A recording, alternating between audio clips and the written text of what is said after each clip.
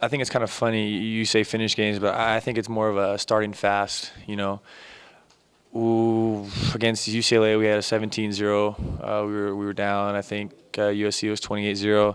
After we have to go in thinking that we can play with each team in the Pac-12 because after we spot the points to those teams, we either match their level in terms of intensity and execution, or we play above them.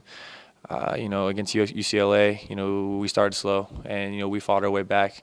But if we don't have that mistake on me at the end of the half, and if we get something going on offense earlier in the game, we're put in a better position, not to fight back and go for a tie to go in overtime, but try and sustain a lead. This week, University of Washington, I think their front seven, their defensive front is excellent. That's the strength of their football team, and they cause a lot of havoc with those guys, and they're playing excellent on defense, and very, very impressed with what they do. Offensively, they've kind of been beat up a little bit at quarterback, which has kind of thrown them off kilter a little bit on offense as staying on the rhythm. But I think they're a very good football team, have a gigantic offensive line, and they're starting to play Shaq Thompson at running back. He had a very good game last week, and they got speed at receiver. So I think they're a heck of a football team. It's going to be a tough test for us. Yeah, I don't think we've honestly played a complete game yet. In any of our games, I think there's been times where we've been up and down, and I think we need to be more consistent throughout a game at playing at a high level. I think we're getting closer to doing that, but the start of games, especially offensively, we haven't been able to sustain drives, a lot of 3-and-outs. So we just have to be able to be consistent and be able to execute on offense. Some really good D linemen that are going to cause us a little bit of havoc. We've got to protect well. That's obvious. We've got to do some things to slow them down, and different things that we have in our game plan to try to do that. And there's different things you can do.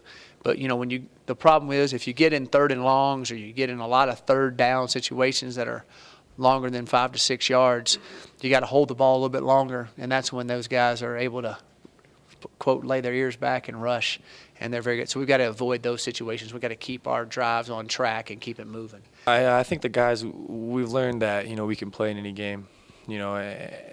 The UCLA game, even though we were down by 17-0, many people don't think that we still have a chance, but, a lot of guys have the belief still on the sideline. Even though I threw a ridiculous pick, towards the end of the game, everyone still believed. The defense went out there.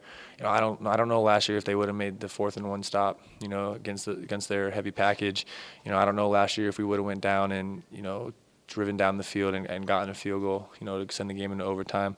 I think we're learning a lot about ourselves. We're a young team, and we're still learning, obviously. But I think we have a lot more grit in terms of fighting back and fighting in close games against good teams. Proud, and that 4th quarter and that overtime was pretty phenomenal. I noticed that when we changed ends, we started moving.